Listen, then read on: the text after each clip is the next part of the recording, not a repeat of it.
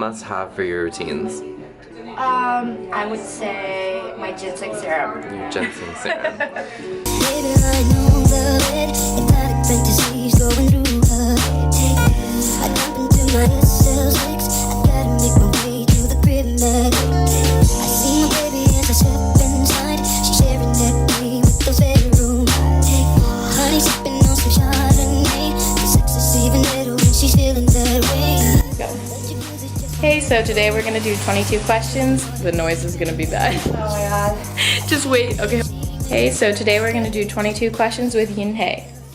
Hey. What do you think is worth spending more money on, a serum or a moisturizer? A serum. Serum. Are high-end cleansers really worth it? No. Do you have separate serums that you would use for morning and night? I actually use the same one. What are the negative effects of doing too many masks in 1 week, do you think? If any. That you'll just get too immune to them.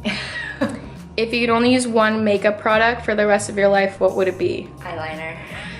Is it more beneficial to have a short and concise skincare routine as opposed to like a laborious one? Like, do you think putting too many products on your face can be negative? I mean, I would keep it reasonable and just stay that way. Why is it important to wash your face with cold water? Oh, because you don't want to let the door open. Like, door being your pores. Do you think that now with the rise of K-beauty influence in America, that there are a lot of American brands trying to hop on the bandwagon without considering proper ingredients? I don't think they have bad ingredients, but I think that we do need to know about it, and they have a reason to follow K-beauty, right? If you could only use one skincare brand for the rest of your life, what would it be? Oh my god. Mine. If I make one. There we go. What is your take on beauty supplements like collagen pills and powders? Do they really work? I don't believe them. Do you believe that nourishing your body from the inside out with healthy diet and water are a large part of youthful, healthy skin? Very. What is one of the worst mistakes you can make in forming a well-balanced skincare routine? Like eating too oily. In your opinion, are there benefits to using a jade roller, if you've heard about the jade roller on your face? Is that the one that like Yeah, kind of defines your jawline? I guess so. I think it works in a different way because when you keep sort of touching, You're stimulating the cells. yeah, then it kind of helps to circulate your blood inside your like epidermis, rather than, I think that's more to help form shape to your face. True. So it does give a different effect, but it does give effect. Awesome. What are the best ingredients to look for, in your opinion, when searching for products to keep skin youthful? Ginseng. What are the best ingredients to look for when searching for products made for color correction or hyperpigmentation, do you think? Wow, that's a difficult one. Maybe like extracts from rice. Oh yeah, that's good for toning the skin, right? I actually use rice water to wash my face because it's supposed to help get rid of my dead skin. And technically, you can never whiten your skin. You can just get like the layers like of dead cleaner. skin. Yes, exactly. You can never get paler in terms of the color pigment itself. Got it. What skincare ingredient do you think is applicable to almost all skin concerns? For example, like hyaluronic acid, vitamin C, aloe. Like, do you think there's a magic one? Ginseng. Ginseng? If you have dry skin, is it possible to overdo it with oils and thick moisturizers? I think oil doesn't necessarily help to moisturize. Was that the question? Well, more so like if your skin is dry, is it bad to overdo it with moisture? I think if it's water-based, it shouldn't be as bad, but I think oil-based products are a little complicated because we as humans have like our own oil. They have to produce oil. They have to, and also it should blend well, and so water bases are more like safe that way. Okay. Even if you overdo it. Okay. And in the same way, if you have oily skin, is it bad to over dry out your skin with acidic products and whatnot?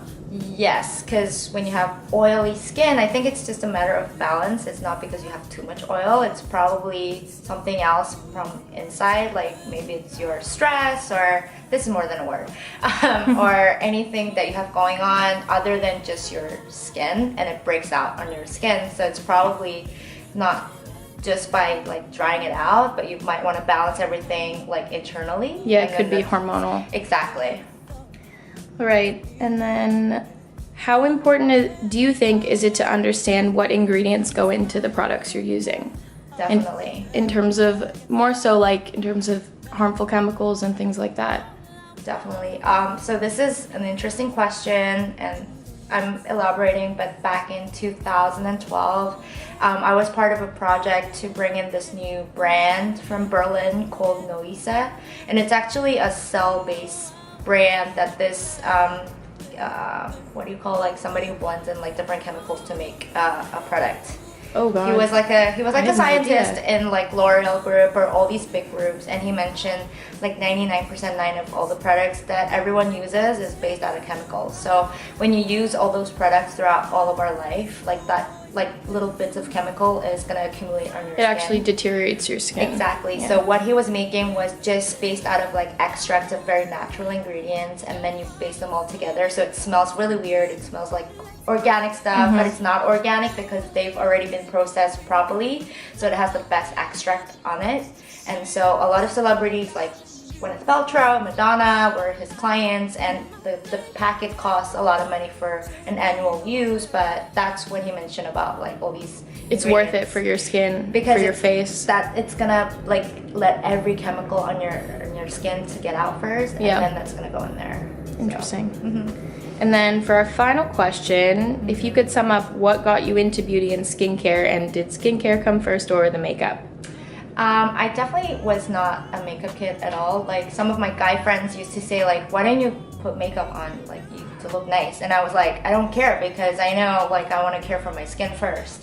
And my mom at this point, she's almost hitting 60, and she has much better skin than me because like she always cares about her skin first than doing makeup, and I've learned that from her. So I'm gonna keep doing that so I have beautiful skin until I'm 60. Perfect. And makeup just to make it feel good sometimes. Feel good Yeah. for fun. Yeah. All right, exactly. cool. Well, those are my 22 questions. Thank you so much. Thank you so much, Nico. I wanted to know, because I know you are pretty much into beauty yourself. How did you get interested in taking care of your skin? Well, when I was younger, I first was drawn to the YouTube community of like beauty gurus and whatnot, and at first, I thought that makeup was the only importance because I was watching all these gurus and nobody really talked about skincare in the beginning. But I was a pretty intense athlete for the majority of my life. I rode horses for 15 years, I played volleyball in high school, and I also was a dancer, so I had to take care of my skin because of all the sweat and like the movement and the dirt and everything. So I kind of discovered it on my own, and through trial and error I figured out what works for my skin, what doesn't, from like the Neutrogena like oil-free, intensely aggressive cleansers to like now using stuff that's more suitable for my face. When you see the ingredients of the Korean beauty products, like they use a lot of ingredients that I probably heard is good for your skin growing up. But I feel like once those things are introduced in the US market, like not everyone was aware, like for example, that ginseng is good for your skin, or cucumber or whatever is good for your skin. So when you encounter like those like sort of bizarre like, you know, new ingredients, how do you feel about using them to apply on your face actually? Well, I sort of have to educate myself on them a little bit. Like I had a little bit of knowledge about ginseng because actually a year ago I tested out some samples of this Korean beauty brand. I'm not sure the name, but it was like a ginseng eye cream and a moisturizer, and I saw like immediate results. Even though I'm young, I don't have any wrinkles or anything, but my skin felt more even, and it felt more plump after using it for a week. So I looked into ginseng, learned about that. I also learned about the benefits of rice in skincare products because I was having a lot of inflammation in my face last year. I picked up a few rice sheet masks, Mm-hmm. and it really helped calm my skin and keep everything kind of Oh. chilled out. So I guess through just discovering new things is how I've come across these new ingredients, and like now I value those ingredients more than I would care about like, I don't even care about like salicylic acid. Like that's just horrible for me. Like, Oh my god. On hearing that, our next session should definitely be making sushi at home. Oh yeah. And we're gonna I love make sushi. and yes, that's good for your skin too, but we're gonna use some of that rice water. I've been mentioning it and I've been like wanting to show it to everybody. Yeah. But it's like a home remedy, but Yeah. you have to do it when you're cooking rice. So Awesome. let's do that. That sounds great. Awesome. Thank you so much, Nico, Thanks for your for time having me. today. And love your place out here. Oh, thanks. Ooh.